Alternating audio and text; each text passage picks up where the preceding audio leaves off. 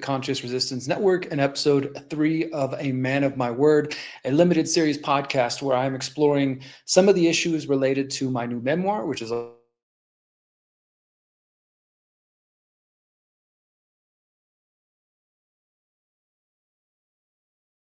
internet's holding up here. There we go.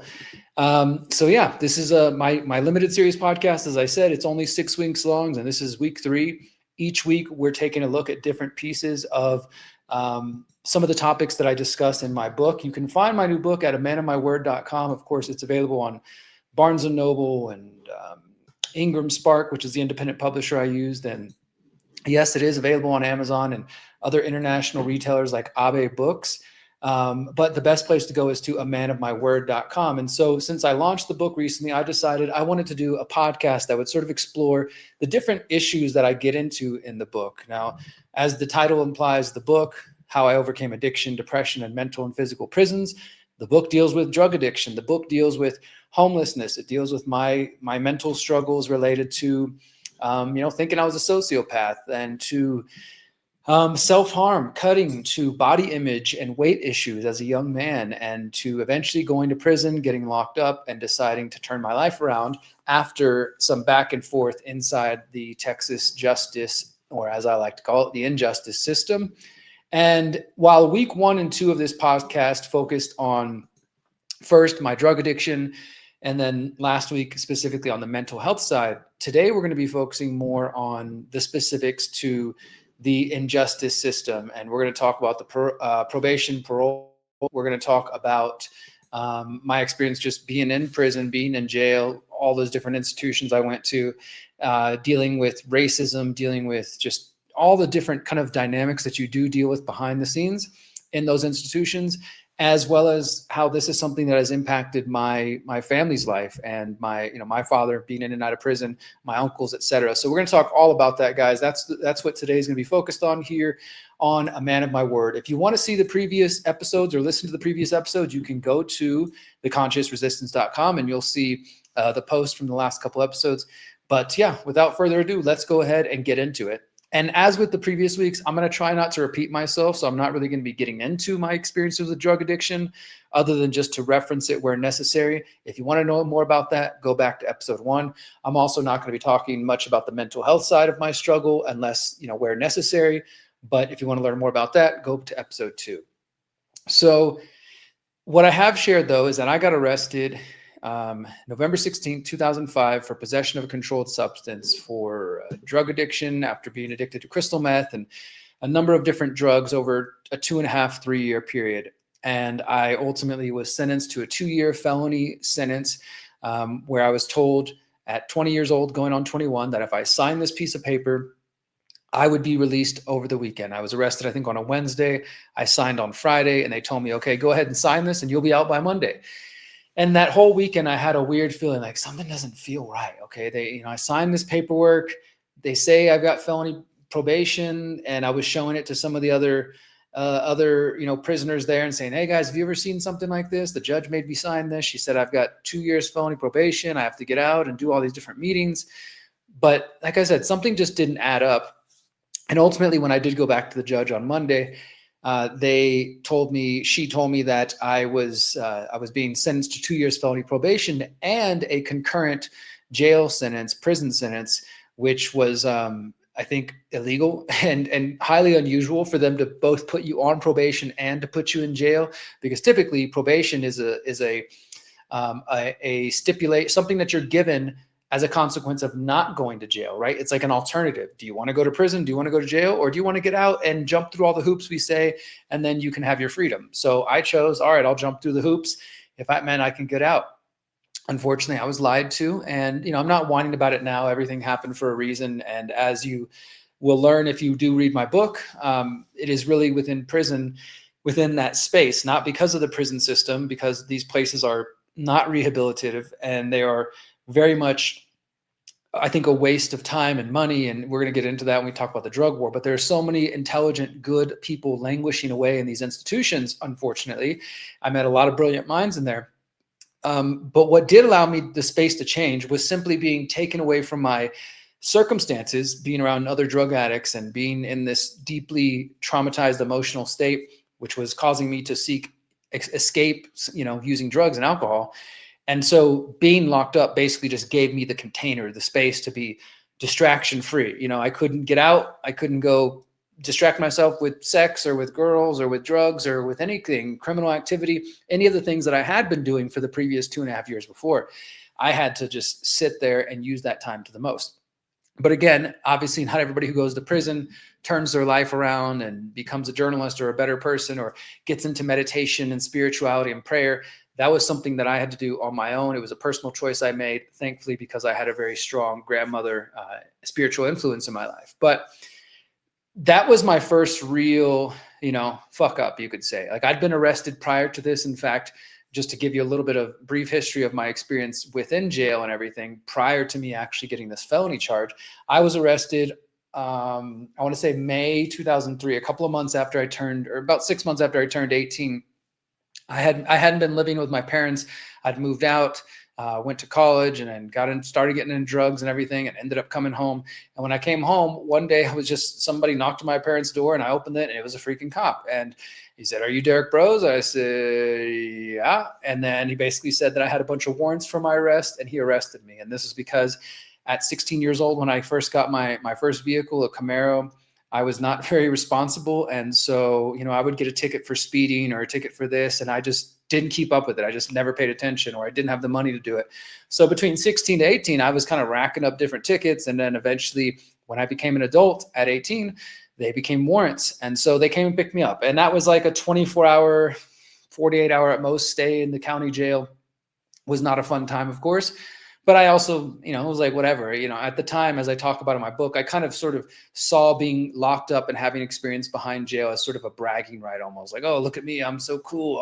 I'm a rebel. I went to jail. What about you? And that was sort of the first experience with it, just getting locked up for some warrants at 18. And then later that summer, 2003, I started to get very heavy into ecstasy, and then Xanax in 2004, and all this other stuff before eventually getting hooked on crystal meth in January 2005. Throughout 2003 and 2004, I don't have my arrest record here in front of me, but I do have it on another computer. I have all of my mug shots as well, and I've saved them. Just, I guess it's kind of like a memory. Nothing I'm proud of, but just like, hey, this is stuff I went through. I started getting arrested for public intoxication because I was just being a drunk punk, just being drunk in public and going out and just being silly, and I ended up getting arrested. I had at least a couple of public intoxications. I had arrest for carrying a butterfly knife, which at the time, I don't know about anymore. It was illegal in Texas. And yeah, so things like that. So I had arrest for warrants. I had some arrests for public intoxication, small little things. I'd been arrested in high school for getting into fights, for making threats about wanting to burn the school down and all kinds of crazy stuff. I talk about all this stuff in the book as I was going through these mental health struggles. But my real experience with the jail, the criminal justice system, the injustice system did not come until I was 20 years old, going on 21, when I was arrested November 16th, 2005, as I said. And then about a week after that, once I got my sentence, and I realized, because after I got that first sentence, whenever the judge told me, look, you're not going home, we're giving you 2 years felony probation, and you have to serve time. And basically she wanted to send me to a prison rehab. Basically, they call it substance abuse treatment facility. And it's basically a wannabe rehab inside the prison system. So you're still surrounded by razor wire, armed guards. You can't leave. You can't go anywhere. This is not some rehab retreat type center. This is like, you're in the system. But the difference is that you're more safe, I would say. There's less fights and less violence in these places, but it's still, in the book, I call it a mind fuck. Just, I don't want to give away, why I call it that, but it's just an insane place. And they call it a rehab so that they can collect insurance money. And once a month you see a counselor, and I guess that allows them to collect insurance money on everybody there and say, see, we're offering rehabilitative services. It's all complete bullshit. It is just another prison by any other name. But in order to get to that place, I had to wait in the county for 4.5 months. So I waited 4.5 months to go do a minimum of 6.5 months at this other 6 months at this other place. And then, so I did about 10.5, 11 months the first time. I got out for 5, got back into dealing drugs, into doing all this stuff, pissed dirty from smoking weed, went back, got sent back to another place for another 90 days. Again, locked inside, no outdoors, no sun, any of this kind of stuff for 90 days. Then I got out, and I was out for about a year until the next year. In that time, I did stop smoking weed so I could pass probation tests. I actually started paying one of the guys at the probation office for a good while. I talk about that in the book too. And that allowed me to smoke as much weed as I wanted at the time and to, stay clean on my drug test. Eventually that guy got caught, and then I got caught. And, when I got caught pissing dirty, they sent me back. They'd say, okay, you got to go do a weekend in the county. You got to serve 3 days in the county, and then we're going to add 6 months to your probation sentence. So it's just like you keep compounding, this, as I'm going to talk about in a moment, the prison and the parole system, but particularly the probation system, it's a trap. And a lot of people call it a leash, as I'll talk about in a moment. But by summer 2008, after initially getting arrested in 2005, being released in the fall of 2006, going back in the spring of May of 2007, the summer of 2008, I got arrested for a DWI, driving while intoxicated. I was not driving. I was a little drunk, but I was not driving. And that's kind of a whole nother story that I do discuss in the book. But it really didn't matter, because as somebody on felony probation, you're not even supposed to drink at all. So just the fact that I was drinking was already a violation of my probation, and they arrested me, and then they made me do 4 more months in the county jail for a total of 18 months on a 2-year sentence, which 2 years is 24 months. So I had already done 18 months out of a 24-month sentence. So when I got released in October 2008, I had to do October, November, December, January, February, March, April, May, like 6 or 7 months on parole. And parole is much easier than probation. You have a lot less hoops to jump through. It's pretty much all comes down to money. That's what all these systems come down to money. They want you to pay them.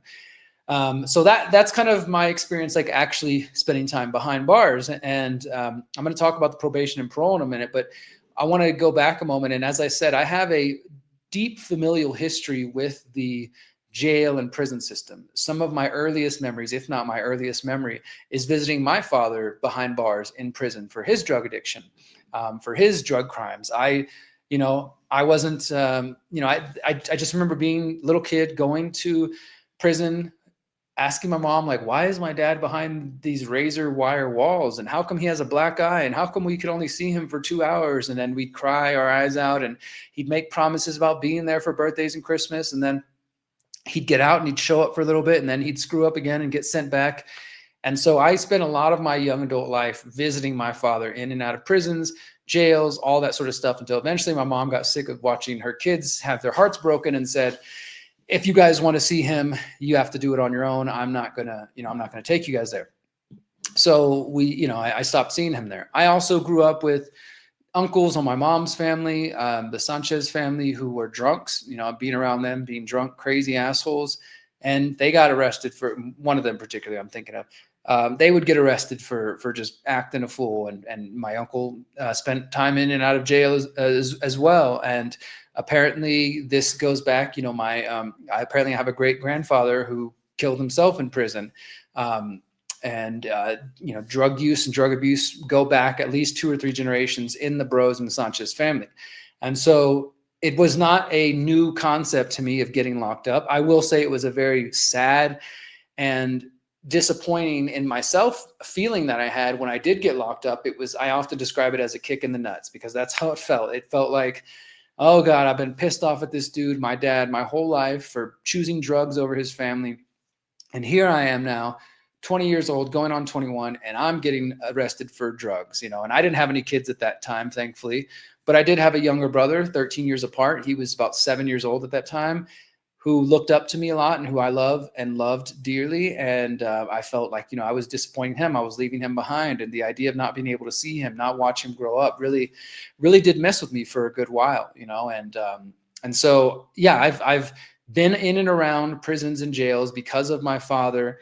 And then again, as I said, as an adult with my own experiences starting at 18 until when I got locked up in 21. Now, I will say after all this, because my book, A Man of My Word, focuses on 2003 to about 2012, basically the beginning of my activism. And I don't talk about this in the book, but after this journey I've been on, I've been arrested since then. I've been arrested, I think, 5 times since then. but they've all been related to activism or journalism. I got arrested in 2012 when the cops pulled a shotgun out on an event I was hosting in Houston. They arrested me for failing to obey the lawful order from an officer. I got arrested when I was filming protests during the George Floyd protest in summer 2020. As a journalist, I got kettled in and arrested and then released later. There's a few other incidents, things like that. So my only arrests since 2008, 2008, when I got out from all this stuff and eventually got off parole, have been related to my activism and journalism. And I'm proud of those. I'm okay with those. Right. So that's all I have to say about that. Now let's talk a little bit about being inside these institutions, because the main reason I wanted to spend some time talking about this, and this episode is called Thriving Inside the Injustice System, is that it took me a lot of personal power and discipline and strength in order to thrive inside these places, because these places, what I mean by these places, like prisons, jails, institutions like that, as I said earlier, they're not about actually redeeming people. They're not about helping. They are just lock you up no matter what crime you have committed, and we'll see you in 6 months to a year or a couple of years, or you never get out. There's no personalized care. There's no individualized care. There's no trying to get to the root cause of why is a person committing these crimes? Why is a person abusing drugs? Why, these sorts of things, because that's what it really comes down to. In my case, as I covered in the previous 2 episodes, my issues were related to my relationship or lack of relationship with my father and not having the tools to navigate that. And drugs were a way to navigate that, right? So, but putting me inside a prison cell and just throwing me in there and saying, all right, we'll see you in a year, hope you're better, that didn't help me get to the root of any of my problems. I had to do my own digging, my own healing in order to get to the root of why am I sticking up as many drugs up my nose as possible? Why do I think that's the key to enlightenment? How can I actually find real happiness, real joy, etc., right? And that's not what prisons do. They just throw you all in there together. And I want to say, like I said earlier, I met some brilliant people. I remember this one dude, he was 17 years old, barely, turning 18, was only 17 at the time. And he had been caught with like some Adderall at his high school. So he got arrested, but in Texas at 17, you're an adult. So they put him in the same jails and eventually the same institutions as the, adult violent criminal or the adult career drug dealer or whatever, right? He was just thrown in the mix. And this is, again, a young, brilliant mind. And I met many, many brilliant people of all ages, but that's just one example that you get caught up. As one of the comments here I saw earlier said that once you get into the system, it's hard to get loose from it. That's absolutely true. Once they get you in there, whether through probation, through doing county jail time or prison time, it is very difficult to get out. And this is why some people, and I probably would choose this these days, some people I met when I first got locked up, they were warning me, like, don't take the probation. Don't take the probation. It's a trap. It's a leash. They're just like, just suck it up and just do your jail time. Go do your prison time and you'll do your 6 months and then you'll be out on parole. Now, it wouldn't have worked in my case because they gave me a concurrent probation and a sentence, a jail sentence. But if you have that choice, that's what some people would say. Like, look, if they're offering you probation or they're offering you time in prison, you can either do 6 months in prison and it's over with and you just do parole, and parole is a cakewalk, or you can do 2 to 3 to 4 years of probation and you got to pay them every month. You got to go to aftercare meetings. You got to go to AA, to NA. You got to have a job or be in full-time school. You got to jump when they say jump. You got to take randomized drug tests. And if you screw up any of it, they're going to throw you back in jail, or they're going to add more time to your sentence, and then they can just keep adding it. And that's how my 2-year felony probation sentence turned into like 4 years, because I kept making mistakes and things like that. So there are definitely people within that system, despite all the violence and the racism and the bullshit within the prison system, people who would prefer, like, hey, you know what, I'm going to go do my time. I'd rather do that than play these silly games with the jail system and be on probation. And look, a lot of the probation officers, I'm sure there's some who get into it because they want, they're social workers or they care. Many of them seem to hate their jobs and hate their lives. And, it's not easy dealing with them because they treat you all like a criminal. Again, one way or the other, if you literally just show up and into the prison system, whether you're a murderer or you're a first-time offender, oops, I drank a little bit and I went driving, I got a DWI, or I got caught with some drugs, whatever it may be, they don't care. There's no sentimental aspect. It's just, if you're here with us, then we're going to treat you the same. You're a criminal, basically. And don't even get started. I mean, I'm talking about the probation officers, but don't even just get started on the prison guards or the jail guards. I mean, they just treat you like trash. And I talk about that in the book too, witnessing violence against inmates. And the jail guards seem to be miserable and hate their lives as well. And yeah, I mean, it's just a tough place to be. One of the things I do talk about in the book is the presence of racism. And I just say about this for a moment. I tell this story in the book how when I first got locked up, I was 20 years old going on 21, and I thought I knew something. But then when I went in there, I was like, man, I really don't know shit. I thought I was a tough guy and knew something about the world. I am clueless. And it became clear to me that I was clueless when I was there. And so when I got locked up and I'm just, getting moved from tank to tank and going to court, I ended up meeting this older dude. He was a black gentleman, a big dude who clearly had been in and out of prison. And I think he was on his way back to prison. I can't remember his name or what I called him in the book, but he was nice enough dude. And he seemed to be kind of like looking out for me in a way. Maybe he was grooming me. I don't know. Who knows what would have happened later, but he definitely seemed to be looking out for me and was just kind of advising me. And we ended up in the same dorm, the same tank after we went to court. And so I remember one time, and I tell this story in the book, I'm sitting on my bunk, the bottom bunk, and he comes over and he's like, hey, can I sit and I talk with you? And yeah, he was just, we were talking about, I got locked up for this, this and that. And he's like, yeah, I'm about to go do some more time. Anyways, so we're talking. And then after we chat, a little while later, there's this Mexican dude from like across the room who's like, comes over, is like, hey, what's up, vato? Let me talk to you and stuff. And he's like, you can't just be hanging out with that N-word like that. And obviously he said the word, which I find offensive, and I don't feel the need to say it here. But he said, you can't just be hanging out with the N-word like that. You should be hanging out with us, with your people. And he was, I don't know if he was Mexican, Colombian, Venezuelan, where he was from, but he was obviously Hispanic. He was Latin. And I guess he looked at me and he could tell that I wasn't white. And so he made assumptions. Now for me though, race and this sort of collectivism and identity has always been weird for me because for one, I'm a mutt like many of us out there. Like I said, my mom's side of the family is Sanchez. They're Mexican 4 generations back. And I think there's some German mixed in there a little bit, maybe some French. And on my dad's side of the family, it's Native American and Czechoslovakian. So I'm Czech, I'm Native, I'm part Mexican, and maybe a few other little things mixed in there. But for the most part, my blood is native to Texas and native to the Americas. So, and I didn't grow up being taught to speak Spanish. I didn't grow up in a Mexican household. My mom ran away from home and really didn't raise us in the culture or anything like that. So, growing up, I would, if I ever experienced racism, it was funny because I would experience it from other Mexicans, other Latin, Hispanic people who would treat me as less than because I didn't know how to speak Spanish, But I also never felt like I fit in with my white friends. It was just like, okay, I don't know, I'm growing up in the western suburbs of Houston. I don't feel like I fit in here. I don't really feel like I fit in with the Mexicans. And I know I'm kind of native, but I didn't grow up on a reservation. I don't know anything about this.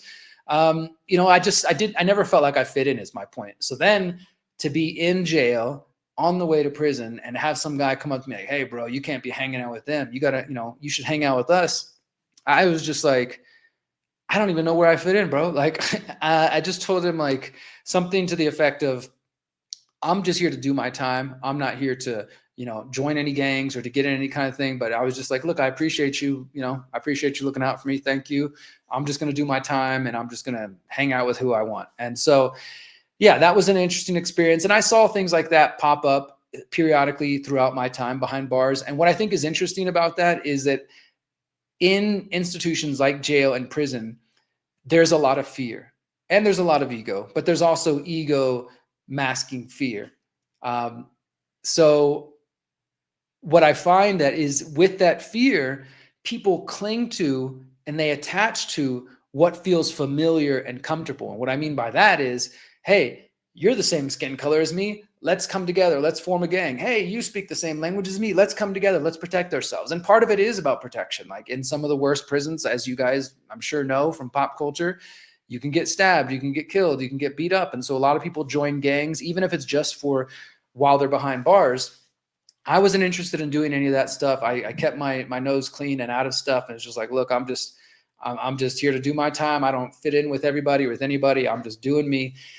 But that is a common thing. And I think that really stems from fear. People are afraid. This is a violent institution. And so they need to do what they feel is most likely to keep them safe. And that is to join gangs or to align with people of similar skin color. Now, of course, to me, sidebar, this is why I think racism is so stupid, because, just because somebody has the same skin color as you, that doesn't tell you anything about them. Like, I don't necessarily assume because somebody's a native or because they're Czech or because they're Mexican that me and them are automatically buddies and we are just going to get along on everything. Because no matter your skin color, your background, your ethnicity, your language, you can be an idiot. You can also be an angel and be a wonderful, giving, caring person.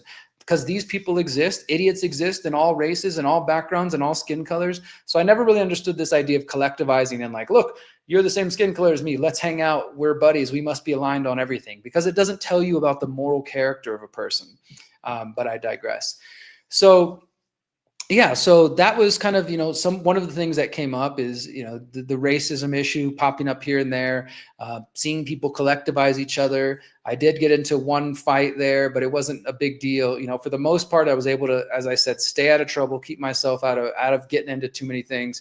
I did, not smoke some weed, but I drank some weed while I was in the county. I got some illegal contraband in the form of dip tobacco, which I've never done in my life. And I guess for some reason while I was in there, I was like, well, I want something. I want to, get high on some way. So I had some dip in my mouth and then almost got caught. And then I was like, oh my God, how much of an idiot am I? I could have just screwed up everything and been in here longer if I'd gotten caught.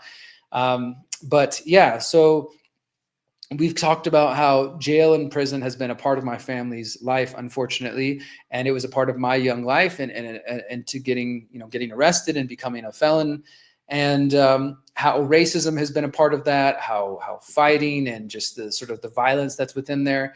I want to talk now about the probation and the parole system and kind of tie that into the drug war as well. Let's start with the probation system. So as I said, when I got arrested, I signed for 2 years felony probation, but I was not released. I was given a 2 year, basically a 1 year concurrent sentence. And so when I got out though, in September or October 2006, almost a year later, I was now on probation. The only positive, I guess, about me being behind bars is that 10 months that I was behind bars, it counted towards my probation sentence. And obviously, while I'm inside jail, inside prison, I can't screw it up, right? So I couldn't violate. So my 2 years, 10 months were cut off. So I was looking at 14 months on probation when I got out in October 2006. Now, as I said a moment ago, I had to do, they expected you to do 2 AA meetings a week, 1 aftercare meeting a week, which was very similar to AA. It was just like you went to go hang out with other people who'd been through the program you've been through and to say, hey, how are you doing? Hey, this is how my life is going. I'm alive. I'm not, doing drugs, blah, blah. None of these things were things I was excited about. And AA and NA never worked for me. As I talked about last week, I really have a problem with the 12-step disease, addiction as a disease model, this sort of thing. It's just not something I vibe with, but I had to do it. I had to jump through all those hoops. Otherwise, the parole officer would send me back. And so as a 22-year-old man, fresh out of being locked up, they wanted me to go into college. So I had to start taking classes. They wanted me to have at least a part-time job, if not a full-time job. So you're starting to see like how much they expect you to do. They expect you to pay monthly dues. They expect you to go to 2 AA meetings a week, 1 aftercare meeting a week, call this number every single day and see if you have to take random drug tests, go to college classes, take a job. And if you can't do this, we're happy to send you back, right? We're happy to add more time to you. And so it literally does become, as the commenter Katie was saying a moment ago, a way that you can't get out of the system once you're pulled into it. This is why many of the people I met said, don't take probation. It is a trap. Once they get you in there, they will just, keep adding time. They will keep, screwing you over. And it's a lot to juggle. And this is where I call it the injustice system, because when you get out, there is no care or no thought to whether or not you have the resources to be able to take care of yourself. Obviously, some people get out and they don't have family or friends, so they go to a halfway house and they have to, kind of rebuild from nothing. I was at least lucky enough that even though my family was pissed, my mom basically was pissed off at me at first. When I got out, they did let me come back home. So I had a place to go to. So that makes it a little bit easier. I also still did have a car when I got out. So I had a car to start with. But if you're getting out with no family support, with no vehicle, with really no friends circle or any kind of, support system, it is difficult, guys. I mean, and at one point over the years, after I lost my car, and that's a whole nother story, I was catching buses, all over the place because I was just like, look, I'm not going to let them send me back. So if I got to go to work early in the morning, do a work shift, then catch a bus, and I got to catch a bus to a meeting. And then from there, I got to go catch a bus to my college class. And then from there, I got to go to the AA meeting tonight. And then I got to go take that drug test tomorrow. Like I was doing it. I was keeping up with it. I was determined. So is it possible? Absolutely. It is possible. Is it stressful? Yes. Is it very difficult without support systems? 100%. Does that make it easier for people who already have addictions or, antisocial behaviors, it's sometimes called, to fall back into those behaviors? 100%. I mean, think about it. If you have an issue with your problem is drinking, or your problem is you like to smoke weed, but you're on probation, you're not supposed to be smoking weed, you're not supposed to be drinking. And they stack up this huge thing and they say, do all these things, every one of these things perfect, or we're sending you back. After a while, you start thinking like, shit, maybe I should just give up. Maybe I should just go take that smoke or take that drink because this is hard. And I'm not saying, boo-hoo to ex-cons and to criminals, because not everybody is actually trying to reform their life.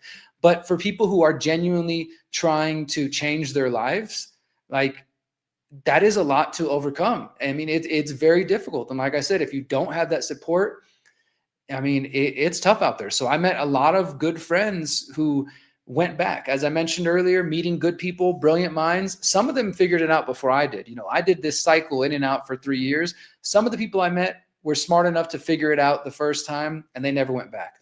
Some of the people that I know are dead.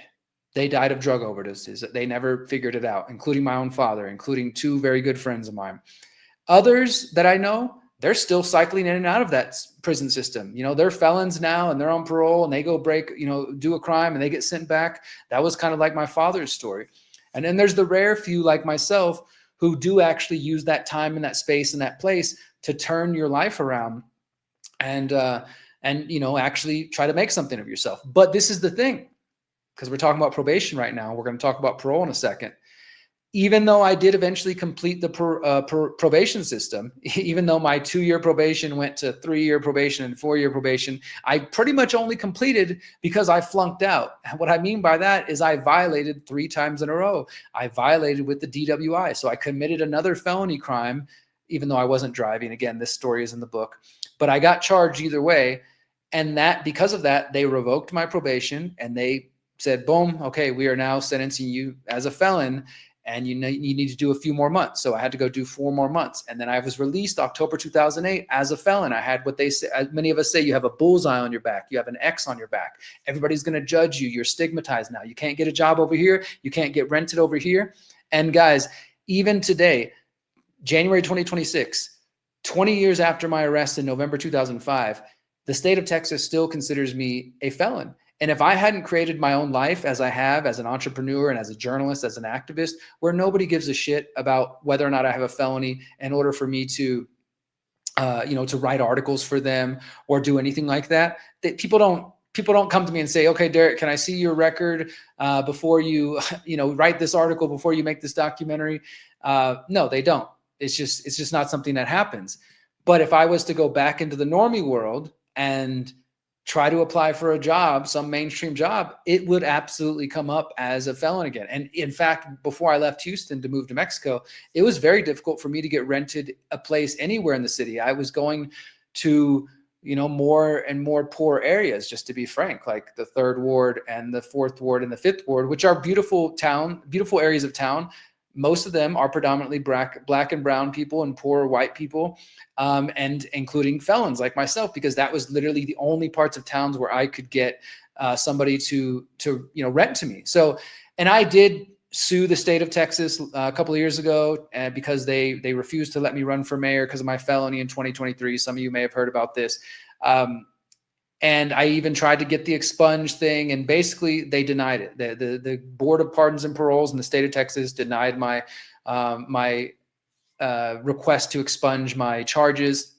And so they pretty much at this point, the only thing that could stop it is if the governor of Texas, which is Greg Abbott, I don't think he's going to pardon me, gave me a pardon. So according to them, I am a felon, and that is what it is, right? And so I experienced this when I first got out, when I was, I'm getting out of prison for the final time. The last time it was the county jail.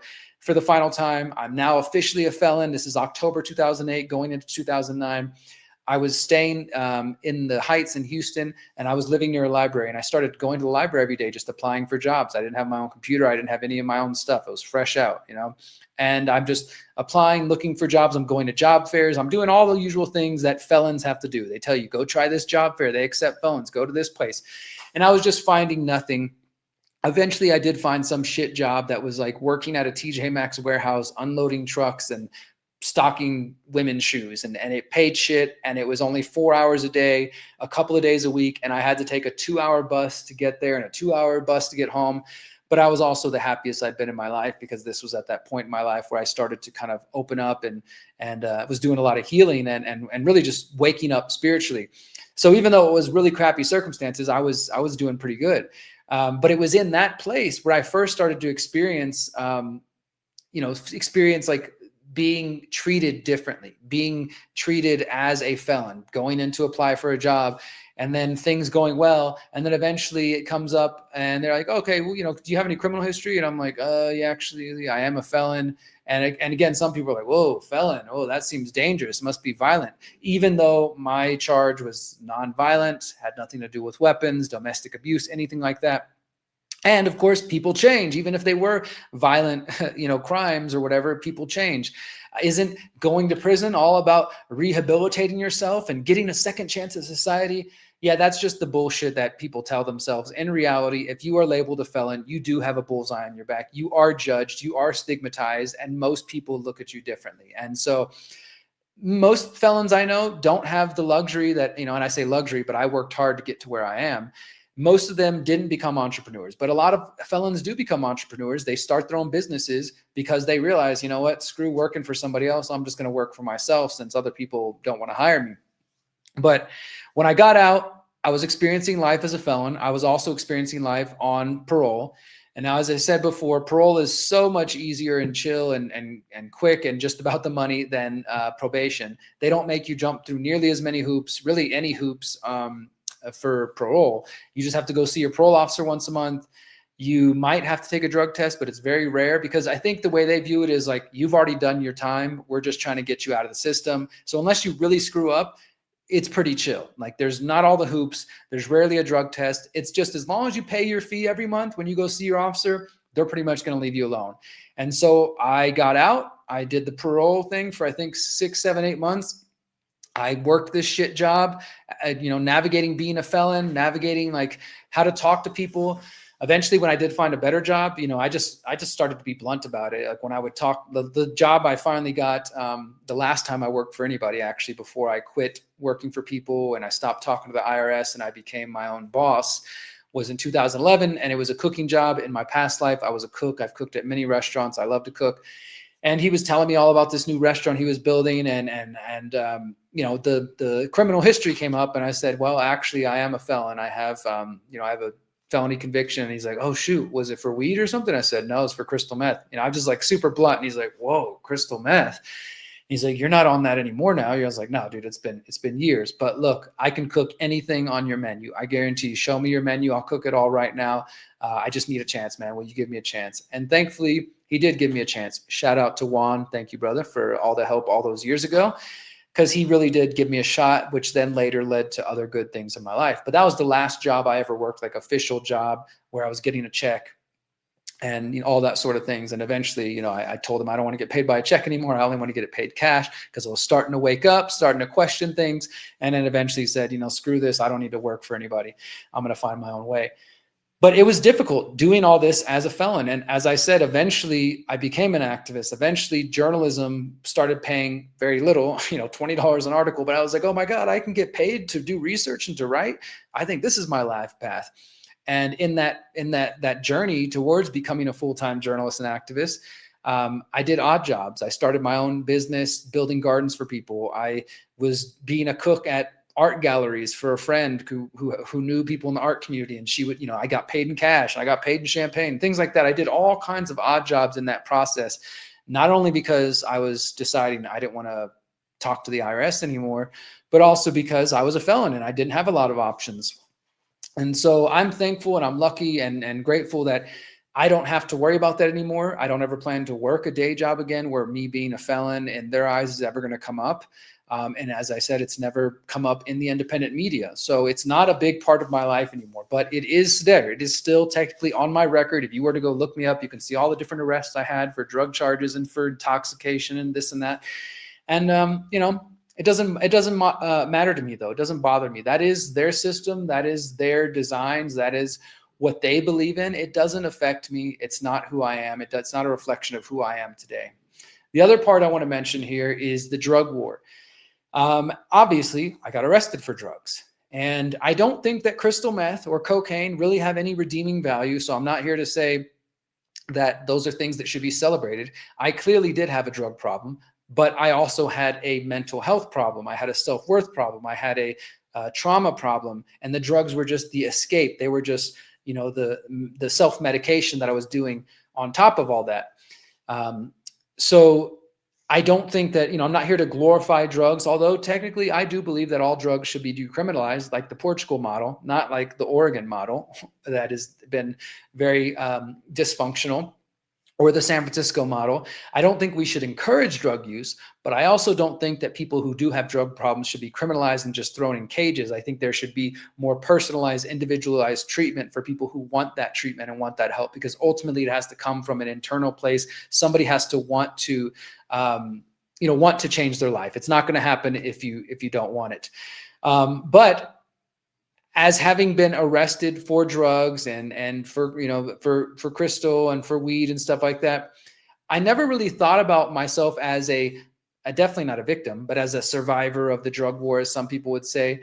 But absolutely, with hindsight and in reflection, I can see that what I went through is a stereotypical case of what happens in the drug war. Drugs have been criminalized. People get caught up in drugs for various reasons. They get arrested, they get sucked into the prison system, and in most cases, their lives are ruined. Their lives are destroyed. They become a felon.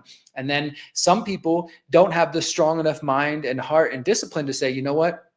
I'm going to pick myself up out of this and I'm going to make better circumstances for myself. So instead, they get sucked further into criminal life. I mean, definitely going to prison, going to jail, there's sort of a joke that you can become a better criminal inside there. And you absolutely can if you want to. I mean, I remember I got arrested for drugs, so I know the drug trade, but then I'm meeting other people who are there for identity theft and people who are carjackers and people who broke into homes. And they've all got their own special set of skills and techniques and things. And if you want, you can absolutely start partnering up and say, hey, we should do some business when we get out. And I saw people doing that. And eventually I did kind of go out and start selling drug again with some people I met in jail.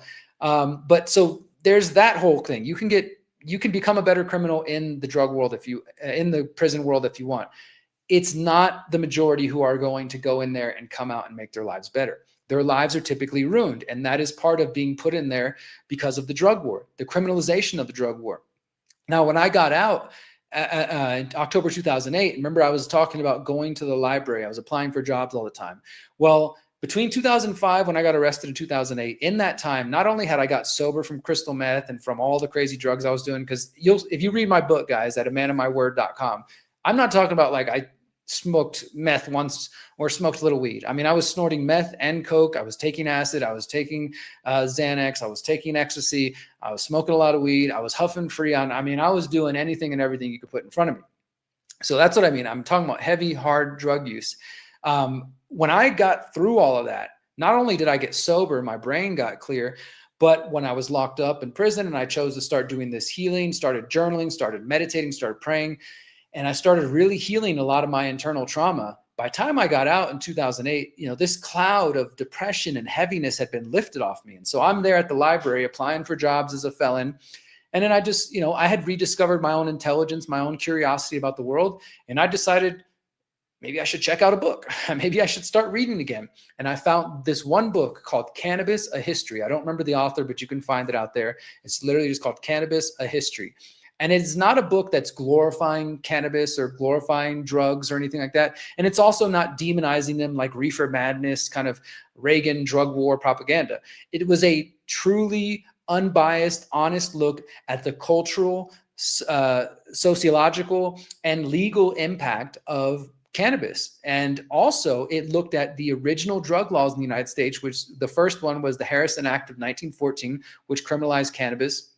And I started to learn all this history about how the original drug laws in the United States were really crafted to attack the hemp industry, largely because the oil industry realized that hemp was a threat to their business. And this is why we've had 100 years of criminalization of hemp. And only in the last decade or so in the United States has hemp started to become legal again, industrial hemp. So you have that element, the oil businesses trying to drive out and push out the hemp industry. But then you also had all this racist propaganda. And I mean, truly racist propaganda, not like, oh, that's racist. I mean, people were saying the black jazz musicians, the Mexican and Chinese migrant workers were smoking the reefer and they were coming in to steal the white women. And so there was just all this mix of like racism and propaganda and business interests that came together and, wouldn't you know it, collaborated with government to criminalize cannabis. And that was the beginning. Of course, they expanded and eventually you get to the reefer madness and you get to the drug war of the 70s and the 80s and beyond. And of course, we also have to acknowledge that the department, the DEA, the CIA, and other government agencies are some of the biggest drug traffickers in the world. This has been documented well over when it comes to cocaine, when it comes to poppies, when the military, U.S. military protecting poppy fields in Afghanistan.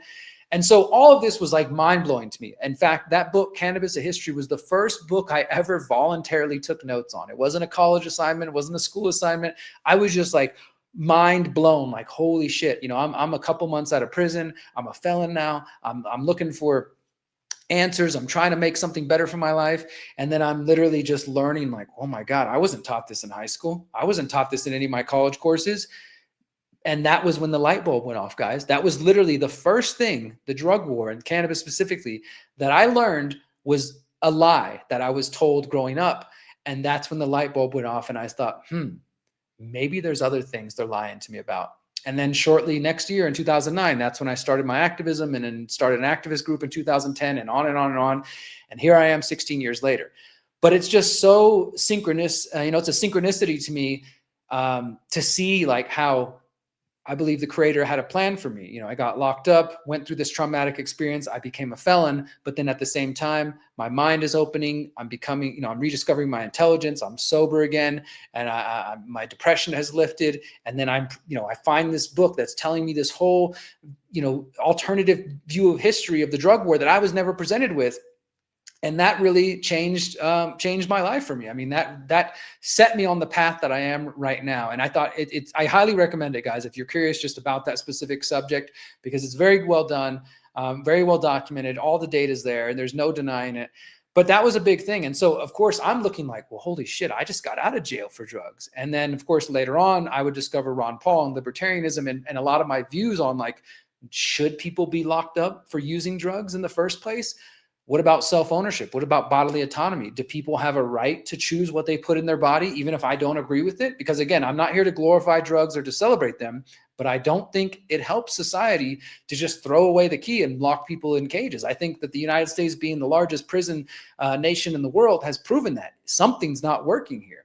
And it's probably because there's a whole private prison industry that benefits off of these things. So that's a conversation for another day. That would be something I would later learn about as well. But yeah, so I mean, again, today's episode is called Thriving Inside the Injustice System. So as we start to wrap up, I do want to talk about that thriving, right? Because I've described my personal and familial history with prison and jail. I've described some of the racism and things that I encountered while within the system.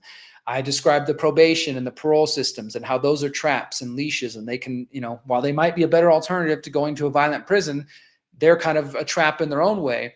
And then, of course, discovering that the drug war itself is a complete farce and that I probably should have never been locked up in the first place for the drugs I was using. Again, I wasn't a healthy person. I definitely I'd lost a lot of weight, guys. I mean, so if you've seen me ever, my whole body, I'm 6 foot. I weigh about 160, 70. That's like my average weight. And I weighed 105 when I got locked up. So I was not in a healthy place, just to be real. I was losing weight. Mentally, I wasn't all there. I was on a lot of drugs, all this stuff. But I needed help in a different way. Treating me like a criminal and throwing me in the prison system didn't solve my issues. Back to where I started. Prison didn't save me. Prison didn't lead me to meditation. Prison didn't change my life. I did that. My grandmother helped me with that. I found the strength within myself. I asked the Creator for help, and I was able to use that time to thrive in that place. So I would go to bed some nights, and I would, when I started to get into meditation, as my grandma was sending me these books, I started sitting in meditation, and I would just be sitting there on my bunk, just, legs crossed, hands on my knees, and just, all right, I don't really know what I'm doing here, but I'm going to give this a shot. And I could hear people whispering, what the fuck is that guy doing? Oh, do you see this guy? Just all this kind of stuff. And I would just tune it out. Like, I'm here for myself. I got to get my healing. Like, I have, I'm looking at the calendar. Like, I'm not going anywhere for a year. I might as well make the most out of this time. I did that. The prison system didn't do that for me. I did that. And of course, I had help with from the Creator of all life. But these prison systems have no redeeming value. And one of the things I've been talking about now that I've released my book and all about my own addiction and my own mental health struggles is that I am going to be focusing more and more of my activism on trying to help people who are dealing with addiction. Again, I know that you can't save everyone, and I'm not trying to go around and lead myself with my bleeding heart of trying to save the world from drug addiction. I tried with my father. It didn't work. He died of a drug overdose. He needed to deal with his own trauma, and unfortunately, it didn't happen. I tried with friends who I saw taking themselves to the bottom until they overdosed. I understand that you can't save and help everybody, but I want to make talking about addiction and the prison system and these kinds of things a lot more prominent in my activism and my journalism. So stay tuned in the coming weeks and throughout 2026, because I'm going to be talking about some big ideas. One of them is, and I haven't launched this yet, but I have a plan to try to raise some money to try to get my book, if I can, get enough money to get 1,000 copies and ship them to as many treatment centers, rehab facilities, prisons, what have you, so that my story of going through those places and overcoming them and finding a better way can reach as many hearts and minds as possible. Obviously, if you guys have friends and family members, I encourage you to pick up a copy of my book and share it with them. I've been getting great reviews from friends and family and from other activists and journalists. And I'm just so grateful to share this story because, as I've said from the beginning of sharing my book, my hope and my prayer with this book is not just to say, hey, look at my story and all the crazy things I went through. But my hope is that if by sharing my story, the ugly and dark and, just not pretty parts of my story, because this is a raw, gritty truth. I don't shy away from telling the true stories of my life. If it can help anybody, then that's what I want to do, guys. So that's my goal here. So again, my book is called A Man of My Word. Let me go ahead and show that. A Man of My Word, How I Overcame Addiction, Depression, and Mental and Physical Prisons. You can go to amanofmyword.com, amanofmyword.com, and you can find it through Ingram Spark, Barnes & Noble, Books A Million, and if you must, Amazon, and it's probably on some other book retailers. You can learn more about it here. You can read the whole table of contents. And there is no audiobook yet. I know a lot of people ask that. Maybe later in the year I will do an audiobook, but right now I've just got too much going on. So I hope you guys will pick it up. I hope you will check it out. I hope you will share it with any friends, any family who you think may benefit from it, may need it. Yeah, I'm grateful for all of you for listening. I know this is different from my usual content. We're not talking about Jeffrey Epstein or the technocracy or any of the other stuff in the world. But to me, this is just as important because when I started the conscious resistance, after going through prison, after going through everything I described, in 2009, when I started waking up, 2010, I started an activist group. Then I started the conscious resistance as a website in 2012, first as an online radio show, and then I launched the website in 2013. The idea was that if we're going to create a better world, a more free world, we have to get to the root. And for me, that root is humanity's individual and collective trauma. We all have different types of trauma, doubts, fears, insecurities. I don't care how macho you are, how big of a man you think you are, how big you are on the internet. Every single person I've ever met, no matter how they portray themselves online or to the public, has doubts, fears, and insecurities. And they look different to each of us. They don't all look the same. The things I've been through might not be what you went through. You have your own struggles, and that's what makes us unique. But if we don't get to the root of those things, my friends, maybe you've never been addicted to drugs, but you're addicted to porn, or you're addicted to gambling, or you have some other unhealthy habit that's a way for you to avoid things that you need to face. Until we get to the root of that and we help humanity solve those deeper underlying issues, we're not going to be able to create the free world that we're after. At least that's what I believe. That's what the conscious resistance is about. It's both sides. Yes, we need freedom in the physical realm. We need to expose corruption in governments and corporations and fight to be as free as possible. Save your seeds, learn how to grow food, opt out, all that stuff in the physical realm. But the other side of the coin is the internal, what I call our internal tyrant, our doubt, our fears, our insecurities, and learning how to overcome that, to conquer them, to heal those things.